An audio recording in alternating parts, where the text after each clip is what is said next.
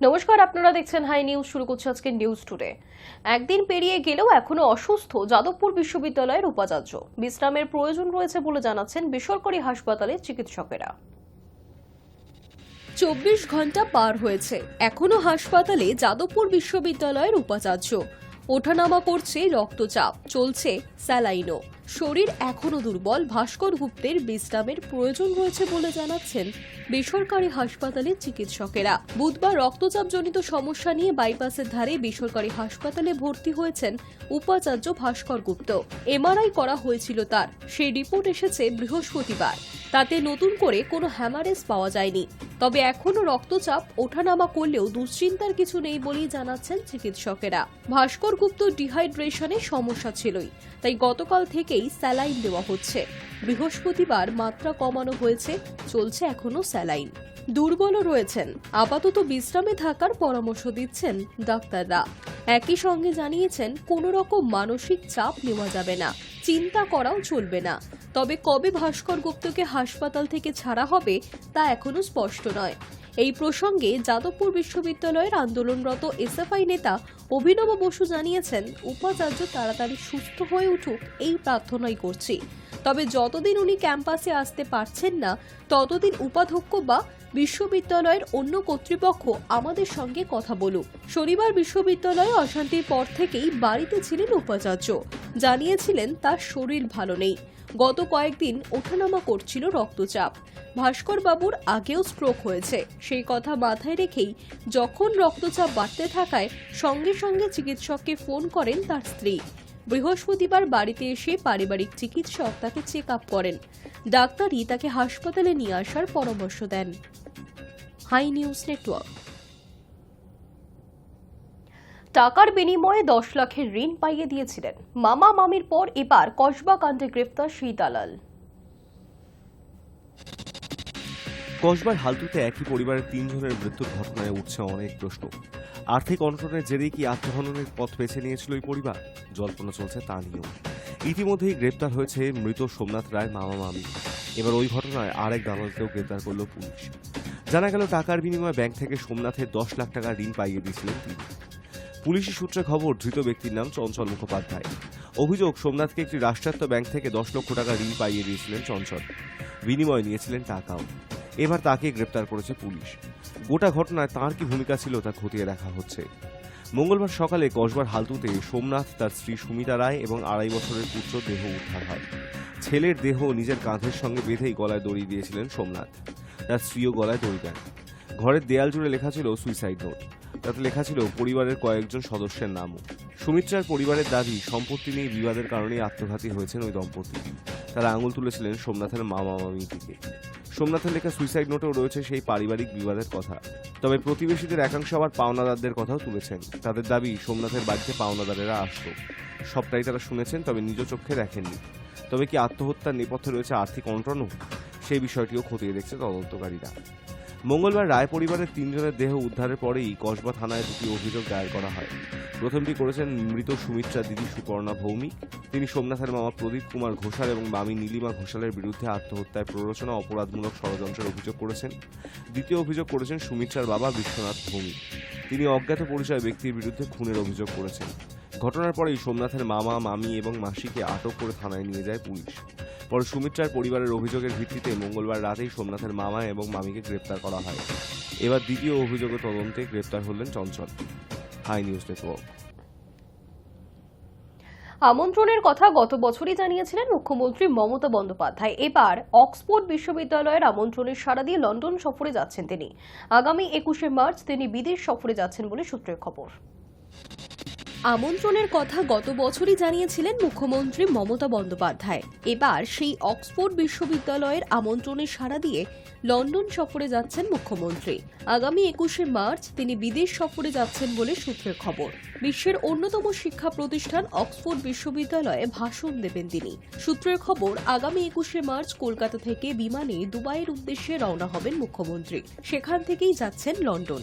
অক্সফোর্ডে ভাষণ দেবার পাশাপাশি মুখ্যমন্ত্রী আরও কয়েকটি কর্মসূচি রয়েছে। সেখানে কয়েকজন শিল্পপতির সঙ্গেও কথা বলবেন তিনি। কি বিষয়ে তিনি ভাষণ দেবেন তা এখনো জানা যায়নি। এর আগে 2020 সালে অক্সফোর্ড ইউনিয়নের আমন্ত্রণে মুখ্যমন্ত্রীর ভাষণ দেওয়ার কথা ছিল, কিন্তু শেষ মুহূর্তে অক্সফোর্ড কর্তৃপক্ষের তরফে ইমেল করে জানিয়ে দেওয়া হয়েছিল যে আপাতত স্থগিত থাকছে ওই অনুষ্ঠানটি পিছিয়ে দিতে হয়েছে বলে জানিয়েছিল অক্সফোর্ড ইউনিয়ন। আর সেই ঘটনায় ক্ষুব্ধ হয়েছিলেন মুখ্যমন্ত্রী।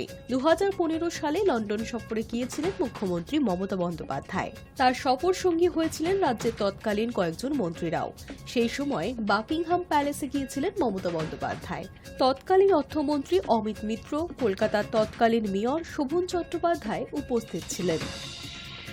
High News network. ভোট কুশলী প্রশান্ত কিশোর এবার নীতিশ কুমারকে নিয়ে করলেন ভবিষ্যৎবাণী। তার কথায়, ভবিষ্যৎবাণী ভুল প্রমাণ হলে রাজনীতি ছেড়ে দেবেন। রাজনীতিবিদ থেকে ভোট কুশলী, সেখান থেকে আবার রাজনীতিবিদ, এত অভিজ্ঞতা রাজনীতি নিয়ে, তাই তার ভবিষ্যৎবাণী নাকি অক্ষরে অক্ষরে ফলে। কথা হচ্ছে প্রশান্ত কিশোরের। বিভিন্ন সময় নির্বাচন নিয়ে তিনি যা ভবিষ্যৎবাণী করেছেন তা সত্যি প্রমাণিত হয়েছে। তবে লোকসভা নির্বাচনের ভবিষ্যৎবাণী সম্পূর্ণ ভুল প্রমাণিত হওয়ার পর তিনি শপথ নিয়েছিলেন যে আর কখনো ভবিষ্যৎবাণী করবেন না। তবে নিজেকে ধরে রাখতে পারলেন না, সেই ভবিষ্যৎবাণী করে ফেললেন। এবার কাকে নিয়ে বললেন তিনি? বুধবারই প্রশান্ত কিশোর নীতিশ কুমারকে নিয়ে ভবিষ্যৎবাণী করেছেন। তার কথায়, যে বিজেপির সঙ্গে জোটে বিহার বিধানসভা নির্বাচনে লড়লেও ভোটের পর তিনি আবার পাল্টি খাবেন।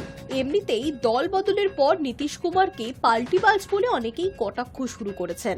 এবার সেই সুর ভোট কুশলী প্রশান্ত কিশোরের গলায়। তিনি জানিয়েছেন, মুখ্যমন্ত্রী পদের জন্য নীতিশ ফের শিবির বদল করবেন। পশ্চিম চম্পারণে একটি সাংবাদিক বৈঠকে নীতিশ কুমারকে বিধে প্রশান্ত কিশোর বলেন, নভেম্বরের পর নীতিশ কুমার বাদে যে কেউ মুখ্যমন্ত্রী হতে পারেন। আমার থেকে লিখিত নিয়ে নিন।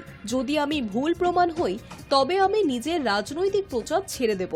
গতবারের বিহার বিধানসভা নির্বাচনে বিজেপির নেতৃত্বাধীন এনডিএর মুখ্যমন্ত্রীর মুখ ছিলেন নীতিশ কুমার। এবার মুখ্যমন্ত্রীর মুখ কি হবেন তা নিয়ে উচ্চবাচ্যও করছে না বিজেপি। তবে কি নীতিশ কুমার ফের শিবির বদল করতে পারেন? এই প্রশ্নের জবাবে ভোট কুশলী পিকে জানিয়েছেন, উনি বিজেপির সঙ্গেই জোটে নির্বাচন লড়বেন।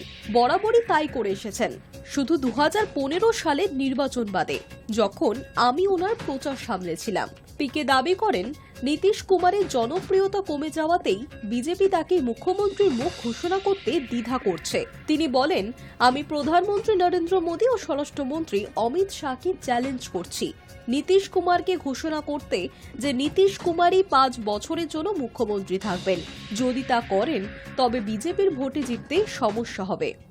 लाडला मुख्यमंत्री है, ये नहीं कहा कि यही लाडला। हम तो अपील कर रहे हैं आपके जरिए भाजपाइयों को, माननीय मुख्य प्रधानमंत्री मोदी जी को, कि अगली बार जब अमित शाह जी और मोदी जी आए तो उनको ये घोषणा करनी चाहिए कि यही लाडले व्यक्ति अगले 5 वर्ष में मुख्यमंत्री रहेंगे। वो घोषणा कर दें। चंपारण में अगर एक एक सीट पर भाजपा न हारी तो आप हमसे पूछ लीजिएगा, खाली ये घोषणा कर दें। ये लोग नीतीश को आगे मुखौटा बनाकर किसी तरह वोट लेना चाहते हैं। जीतने के बाद नीतीश का भी गला काटेंगे और इस बार अपना मुख्यमंत्री बनाएंगे। तो नीतीश कुमार पार्टी जीतने के बाद करते हैं। एक चीज आप लोग को ध्यान नहीं है, नीतीश कुमार अपने पूरे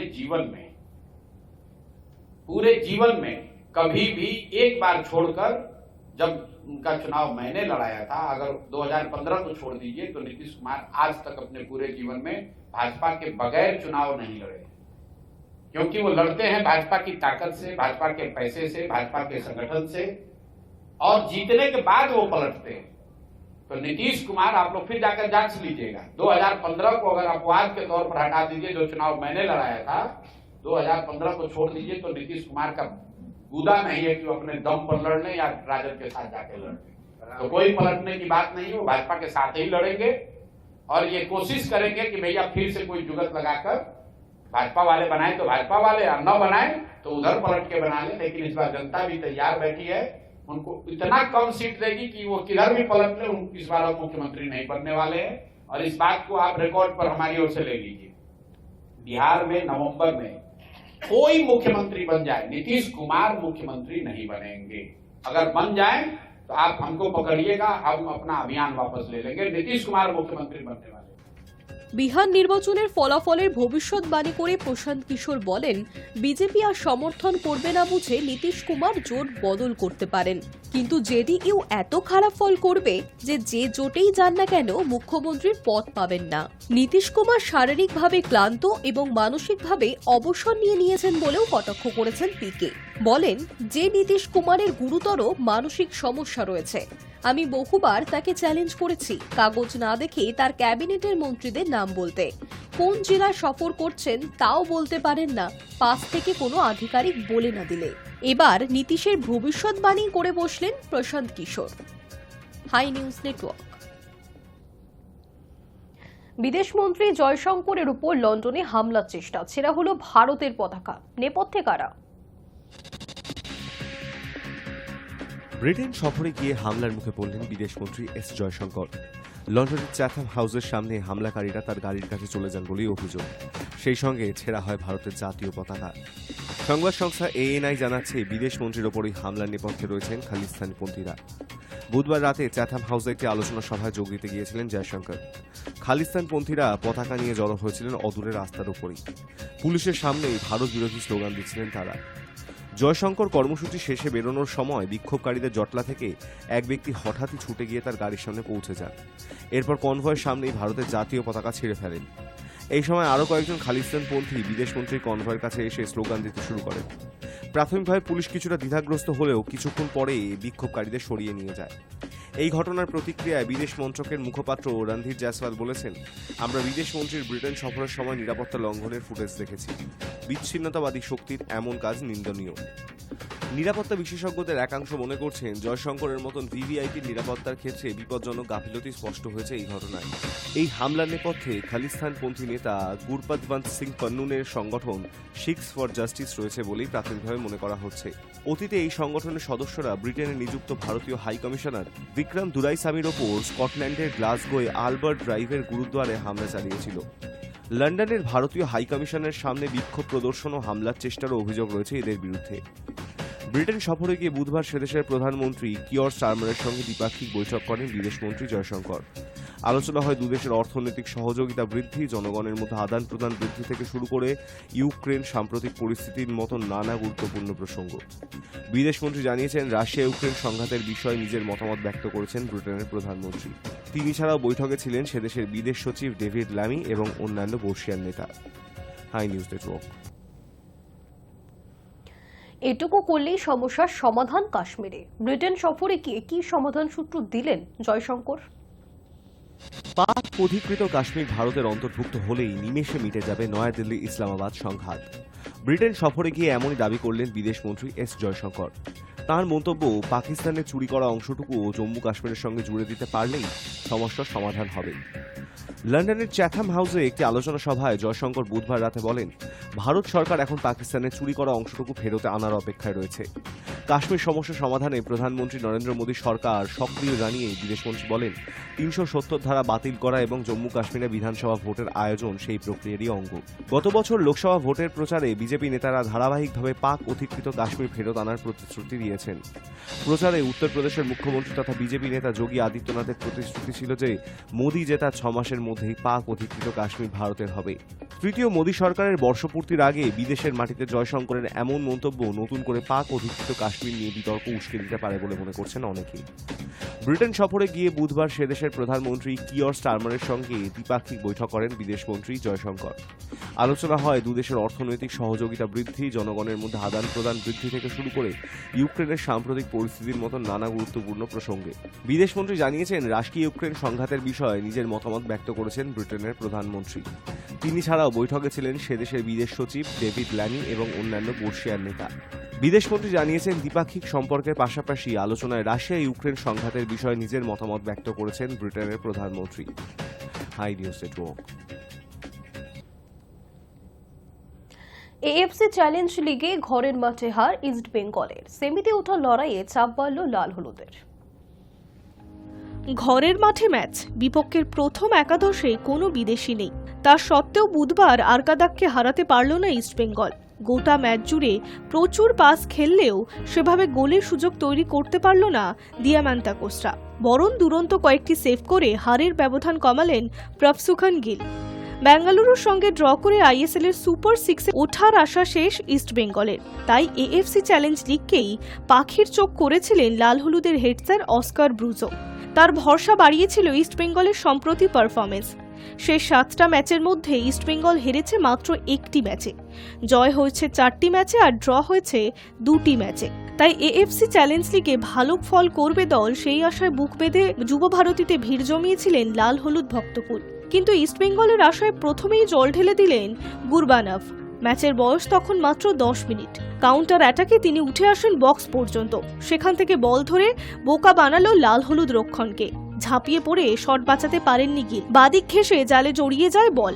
মাত্র 10 মিনিটের মাথায় গোল হজম করার পরে আর ম্যাচে ফিরতে পারেনি ইস্টবেঙ্গল, বরং একের পর এক শট সানায় আরকাদা। ইস্টবেঙ্গল ভালো খেললেও শেষ পর্যন্ত গোলমুখ খুলতে পারেনি মেসি বাউলিরা। পরপর কর্নার পেলেও নিটফল শূন্য। দ্বিতীয়ার্ধে ওয়াসিমভের গোলমুখী শট দুর্দান্ত সেভ করে গিল। তার অনবদ্য পারফরমেন্সের কারণেই এদিন বড় ব্যবধানে জিততে পারল না আরকাদা। কোয়ার্টার ফাইনালের দ্বিতীয় লেগের ম্যাচে নিজেদের ঘরের মাঠে খেলবে তুর্কমিস্তানের একটি ক্লাব। এএফসি চ্যালেঞ্জ লিগে সেমিফাইনালে ওঠার জন্য অ্যাওয়ে ম্যাচে গিয়ে বড় ব্যবধানে জিততে হবে সব ক্রেসপোদের, নয়তো আন্তর্জাতিক ট্রফি জয়ের স্বপ্ন শেষ। High News network.